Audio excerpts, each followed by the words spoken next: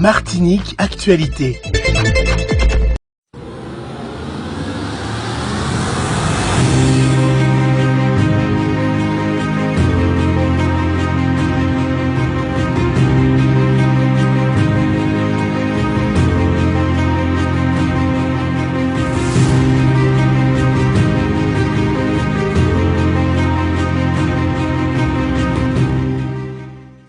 Bonjour, bienvenue dans cette nouvelle émission Quoi de neuf. Aujourd'hui, on reçoit M. Gérard Sainte-Rose. Il est agrobiologiste et nous parlerons donc de deux conférences importantes qui vont se dérouler à 124 chemin Pompon Soldat Bois Rouge à Ducos, mais j'ai aussi sur le plateau Michel Timon, l'historien de Zouk Télévision, le chroniqueur historien de Michel Timon pour nous accompagner. Bonjour Michel. Eh bien bonjour Mano, bonjour M. Sainte-Rose. Moi c'est plutôt pour améliorer mon profil. Alors déjà, la première conférence, ce sera le Curcuma, un laboratoire sous nos pieds, animé par Gérard Sainte-Rose, et ce sera le 19 mars 2023 à 9h, 124 chemin Pompon Soldat, Bois Rouge. On voit d'ailleurs l'affiche à l'antenne grâce à la dextérité de Manuela. Merci Manuela.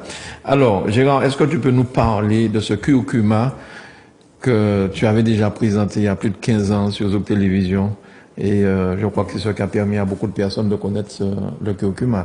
Oui, alors je commence par dire un grand bonjour à tous les téléspectateurs et téléspectatrices de Zouk TV, déjà. Bonjour Michel, bonjour Mano. Bonjour Gérard. Donc, mais en rentrant, j'entends un mot. Soigner mon profil, ça m'a fait rire. Non, mais je dis la bouteille, un petit peu de piment. Parce que lorsqu'on est assis, on ne voit pas vraiment le profil, puisqu'il casse son ventre sous la table. Là, tu dis ça, mais tu me regardes, je me sens concerné, mais bon, c'est vrai, j'ai bien besoin de soigner mon profil aussi. Mais bon, ça arrive à tout le monde. Bien sûr, et puis ensemble, on va pouvoir le faire, puisqu'on est là avec des bonnes choses. Oui, effectivement, c'est vrai qu'il y a un peu plus de 15 ans, effectivement, que j'ai eu l'occasion d'animer avec Petit Soleil, une émission ici même, enfin, à Zouk TV, puisque Zouk TV a déjà quand même bougé un petit peu, voyagé, et qui voyage encore, bien sûr. Oui. Bon, mais pour la bonne cause, de parler du curcuma. Et pourquoi à cette époque j'ai fait cette émission, puisque ça faisait pas longtemps que j'étais au pays, et je voyais qu'enfin j'achetais du curry. Et je me demandais c'était quoi le curry. Bon, et j'ai appris c'était de la poudre de curcuma avec des épices, qu'ici qu'on vendait pas mal également. Bon, j'ai toujours entendu parler du colombo, mais tout cela m'interpellait puisque j'ai pas fait la cuisine indienne en Martinique, surtout j'ai laissé la Martinique très jeune. Et donc, dans mon cheminement, quand je suis retourné, je me suis mis dans l'agriculture et on me parlait du curcuma.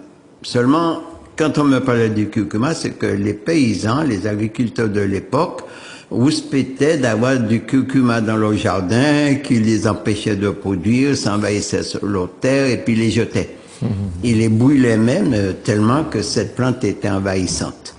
Bon, alors je ne comprenais pas pourquoi que ça fait partie de la tradition culinaire indienne, puisqu'on a aussi des Indiens ici, et que nous, afro-descendants, comme on dit modernement, afro-descendants, enfin nous, Martiniquais. On a un représentant des coulis chez nous. Hein. Des Indiens. On ne dit pas coulis, on dit Indien. Chapé-couli. Comme il y avait qu'à Basse-Pointe en plus, on a un bon moment. Donc, raison de plus, il y a une goutte de sang de l'Inde dans ses veines. Oui. Alors, Inde-Afrique, ça fait Martiniquais. N'est-ce pas? Bon. Et donc, après, j'ai eu l'occasion d'étudier un petit peu dans la médecine et que dans mes études, je vois qu'on parlait énormément du curcuma, notamment pour différentes pathologies dont, et nous en avons en masse chez nous, et pas les moindres. Et du coup, à ce moment-là, j'ai dit, mais non, il y a un problème chez nous, il faut faire connaître ce produit qu'on a tendance à jeter par ignorance. Et donc, avec Lily, à l'époque, on a fait les recherches, on a trouvé des éléments qui mettaient en avant les bienfaits du curcuma, donc une abondance qu'on jetait. Et c'est à partir de là qu'on a fait cette émission qui fait qu'aujourd'hui, on peut le dire, et grâce à cette émission-là, grâce à Zouk également, tout le monde s'est mis à produire et commercialiser et transformer leur curcuma.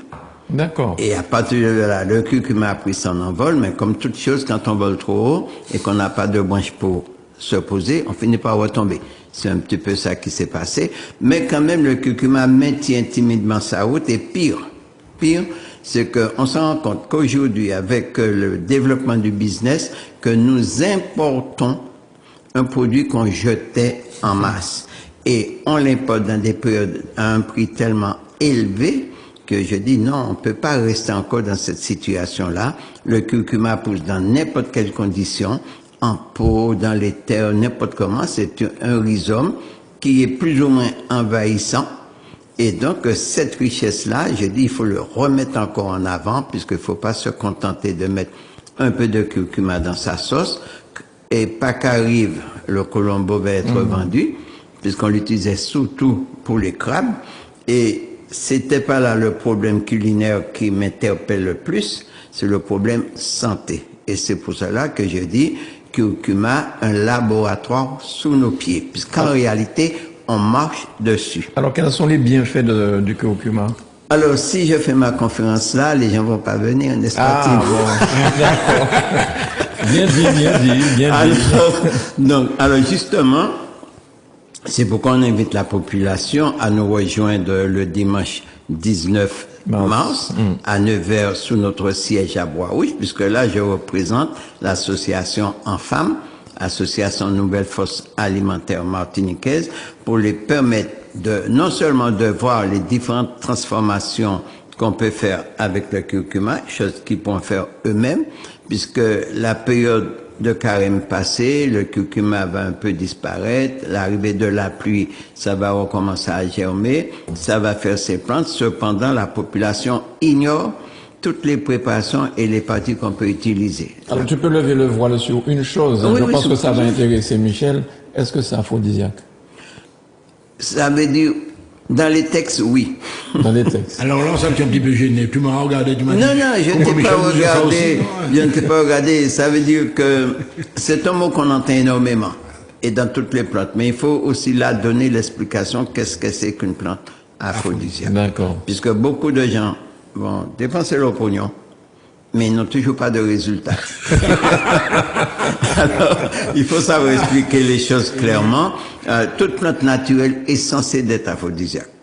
Donc, c'est pas la plante elle-même, c'est le corps de l'homme. Ça, il va falloir pouvoir expliquer tout cela avant d'aller faire des investissements ou des empoisonnements, trop souvent. Puisqu'il y a des gens qui s'empoisonnent malheureusement. Bref, ça c'est un autre débat. On va rester dans le ça, Gérard, quand tu dis que les gens s'empoisonnent, ça veut dire que nous avons des plantes qui sont un bienfait pour nous, mais le dosage est mal fait, et c'est comme ça qu'on risque des fois de s'empoisonner soi-même. Parce qu'on a peut-être on a dit qu'il faut mettre 3 feuilles, mais on a peut-être mis 10 feuilles. Il n'y a pas que le dosage. Il n'y a pas que le Mais maintenant, dosage. quand écouter la chanson, je dis ou point yon ou point D. Voilà. Non, le dosage, il faut déjà que celui qui va faire l'utilisation puisse connaître son corps, puisque dans toute plante, il y a des contre-indications. Bien sûr. Et si on prend le curcuma, par exemple, quelqu'un qui a l'habitude de prendre des anticoagulants, et qui va aller prendre du curcuma, il va mettre sa santé en péril. Pour la bonne raison, le curcuma est un fluidifiant sanguin. Et si la personne fluidifie déjà son sang avec les produits de laboratoire, plus qu'il prend encore du curcuma, bien sûr, ça va pas aller. Donc ça c'est lorsqu'on va prendre le curcuma, attention, en thérapie. Puisque on va prendre le curcuma soit en thérapie, donc on va soigner une pathologie, soit on va le mettre dans son repas, il n'y a pas de problème dans un repas. Puisque la dose qu'on met dans un repas, ça fait des interactions avec le reste des épices. Tandis qu'en thérapie, c'est le produit pur qu'on met dans son organisme, et à ce moment-là, l'organisme peut accepter, refuser ou créer des réactions qui peuvent être violentes. D'accord. C'est pourquoi on explique ça. Donc, ce qui est l'invitation de la population, puisque la population ne sait pas qu'on peut consommer les feuilles du curcuma, les fleurs du curcuma et le curcuma lui-même sous différentes formes. Et ça soigne ou ça aide à guérir, je préfère dire cela, une kyrielle de pathologies. Mais il faut qu'il le sache. D'accord, Gérard. Donc ça c'est le 19 mars, donc c'est bientôt ça, le 19 mars. Oui, oui, 15 jours, même dans 15 pas. jours, même pas 15 jours. 10 jours. Voilà. Le 19 mars 2023 à 9 heures, c'est 124 chemins Pompon Soldat, Bois Rouge à Decaux. C'est facile à trouver, chemin Bois Rouge. Oui, Hein, tout à fait. Dès qu'on arrive au point de Carré, on prend la direction du François. Première entrée gauche, c'est bien balisé. On va voir, il y a les flèches, il y a les panneaux, tout cela. Et l'entrée est gratuite en plus. En plus. Ouais, l'entrée est gratuite. Et puis on va trouver pas mal de choses à déguster. On peut manger sur place. Et ce qu'on va vendre. Oui, oui. L'entrée est gratuite, mais pas la nourriture. Non, ça veut dire qu'en fait, notre rôle principal, c'est permettre à la population de tirer le meilleur profit de ces produits qui poussent chez nous. Et très aisément. C'est ça notre démarche. C'est permettre, comme je dis souvent, nous sommes dans une abondance et cette abondance est délaissée par manque de connaissances. Nous, au niveau de l'enfant, nous sommes là, tout comme au cœur de nous-mêmes, bien sûr, que tu as ici, et porter la connaissance pour que la population puisse tirer profit.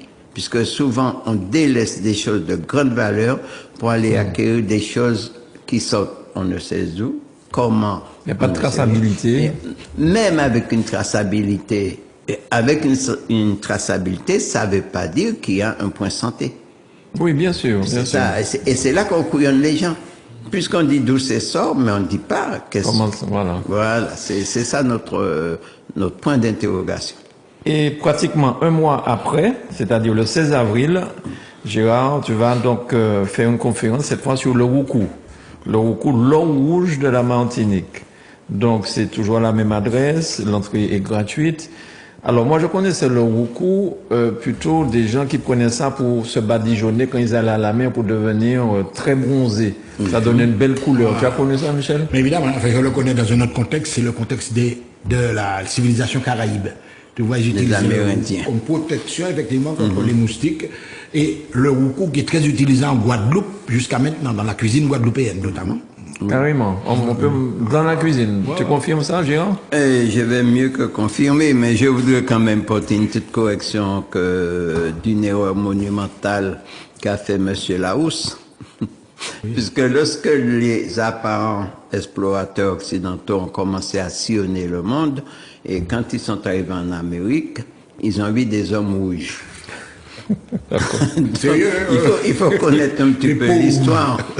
Et M. Larousse a décidé qu'il y avait la race rouge, puisqu'il y a 4 races, la race noire, la race blanche, la race rouge et la race jaune. D'accord. C'est ça que nous avons appris à l'école. Alors, c'est pour voir l'énormité de ces erreurs-là qu'on a fait passer dans notre esprit pour aujourd'hui comprendre le mot race, ça ne tient pas. Et je peux en même temps faire une petite parenthèse, j'aime bien, c'est la question de la race noire. Alors, permettez, en 1978, j'ai été condamné. Bon, bref. C'était ma fougue un peu. Et j'avais dans un tract, j'avais écrit que M. X voulait casser du nègre. Bon. Et on m'a interpellé comme quoi que j'ai un comportement raciste, puisque je dis que M. X, M. Thuot, pour le dire, voulait casser du nègre. Alors j'ai dit, oui, c'est bien ça. Je n'ai pas de propos racistes.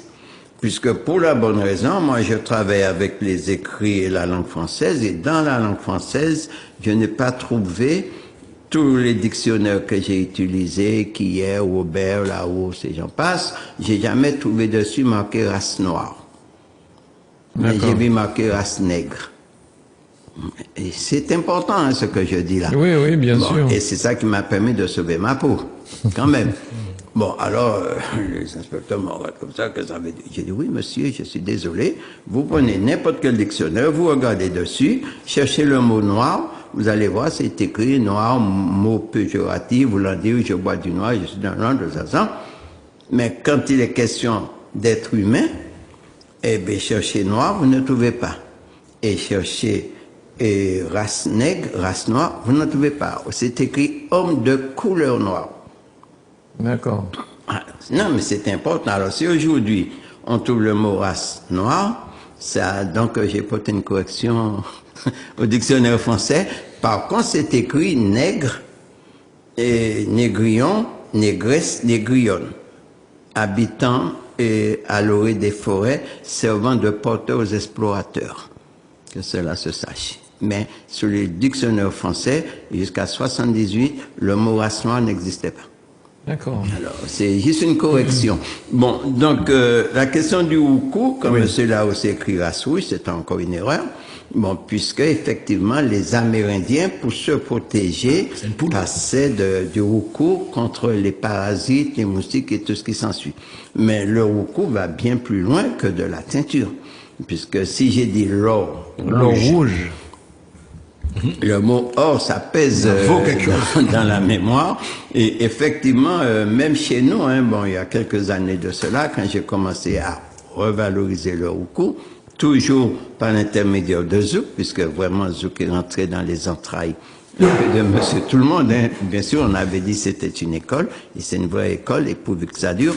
Et donc, ici, quand on parlait de Wuku, alors que nous avons été empoisonnés pendant des années avec le Wuku par cette entreprise bordelaise de M. Masclé qui nous envoyait le beurre rouge, hein, qui jusqu'à présent le fait dans une petite boîte beurre rouge de la sauce antillaise, toujours son poison, toujours. Et en parlant du Wuku, on me disait, oui, c'est un poison, ceci, cela, puisque dans notre pays, notre peuple à nous, ils écoutent tout ce qui est négatif. Et quand c'est positif, ils font marche arrière, malheureusement. Et j'ai dit, mais on ne peut pas avoir un produit de si grande valeur et qu'on ait un esprit aussi bloqué, puisque la connaissance positive fait place à la connaissance négative, malheureusement, et c'est le contraire qui devait se faire. Monsieur Masclé nous a envoyé cette petite bombe de beurre, ou la palette de beurre, qui était du Wuku écrasé avec du saindoux, cancérigène, bien sûr.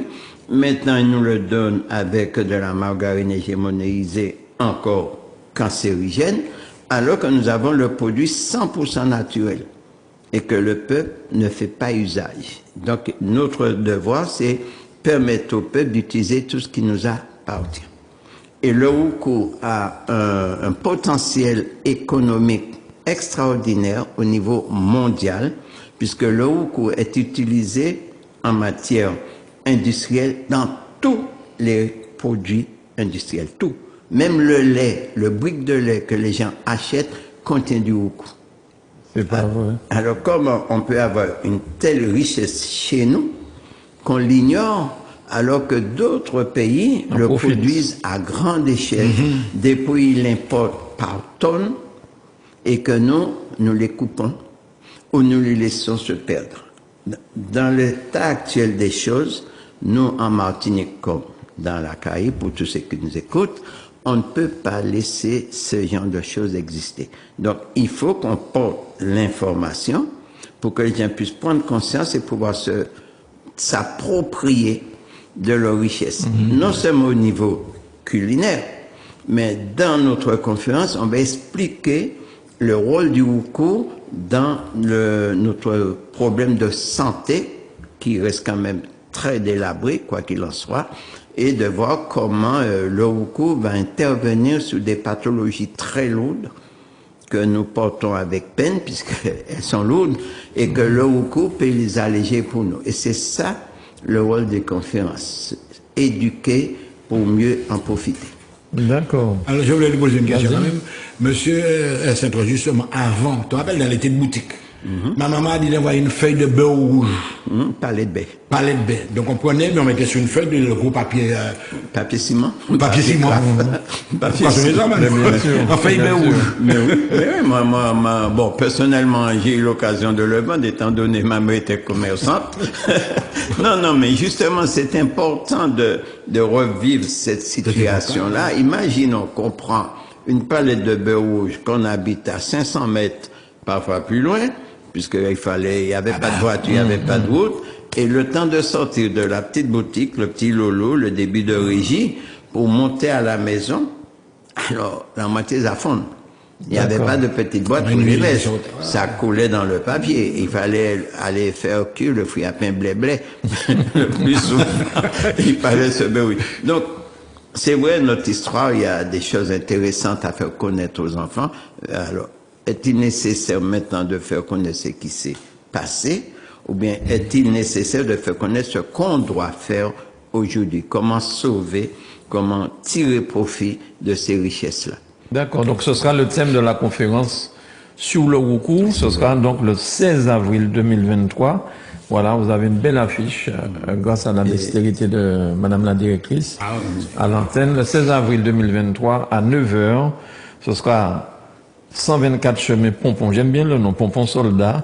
Pompon Soldat, c'est une plante. C'est une plante, hein. C'est une plante que nous, enfants, puisqu'on n'avait pas des sapins et on recevait pas des fleurs en plastique, alors qu'on les cueillait, puisqu'il y avait de façon dégradée en dimension, qu'on passait du vernis ou de la peinture et ça nous servait de fleurs séchées. Bien sûr, que j'ai pas encore fait l'émission dessus puisque ça viendra. C'est aussi une plante importante dans notre environnement qui est quand même en voie de disparition. On en trouve de moins en moins le pompon soldat et pourtant il a un rôle sur notre santé. Donc par rapport au cours, ceux qui viendront à cette conférence, ils pourront acquérir des plans, c'est vrai, puisqu'on n'aime pas faire que parler si on ne concrétise pas nos propos. Puisque non seulement apprendre aux gens à choisir les variétés, puisque mine de rien, on a quand même près de 10 variétés de roucou en Martinique. Et est-ce qu'on pourra acheter par exemple la bouteille d'huile pour qu'on puisse se badigeonner contre les moustiques? Ou il faut acheter les fruits et puis faire son huile? Ça veut dire que, bon, personnellement, j'ai fait un certain travail de recherche pour utiliser le roucou au mieux, sans qu'il y ait adjonction de d'autres produits.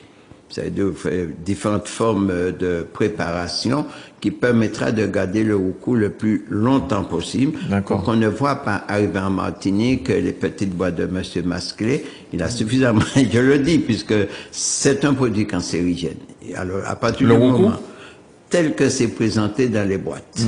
Pas le roucou. Le roucou est un anti-cancer. Le roucou traite les cancers. Mais la façon qu'on nous le fait consommer, ça donne le cancer. Très bien. C'est que du bien, on passe au mal. Et nous disons du bien, on reste dans le bien. Bien. Avec le roucou. Alors, mais il y a beaucoup de choses à base de roucou, qu'on va trouver sous place. Il y aura du pain, il y aura des gâteaux, il y aura de la pâte à époux, il y a la poudre de roucou, il y a enfin tout, puisqu'il faut savoir que la feuille de roucou a autant de potentiel médicinal que le roucou lui-même. Donc on a de la richesse en savoir que faire. Alors notez sur vos tablettes, le curcuma, la conférence se tiendra le 19 mars 2023 à 9h, 124 chemin Pompon Soldat Bois Rouge à Decos. Et un mois après, l'eau rouge de la Martinique, à savoir le roucou, la conférence sera animée par Gérard Sainte-Rose le 16 avril 2023 à 9h. 124 chemin Pompon Soldat. Je répète le nom du chemin, c'est pour que ça rentre bien dans la tête. Il y a des plans qui seront disponibles, entrée gratuite, et vous allez trouver plusieurs choses. Outremernews.fr, le site de l'actualité Outre-mer, 24 heures sur 24 et 7 jours sur 7. Retrouvez la chaîne Outremer News sur YouTube.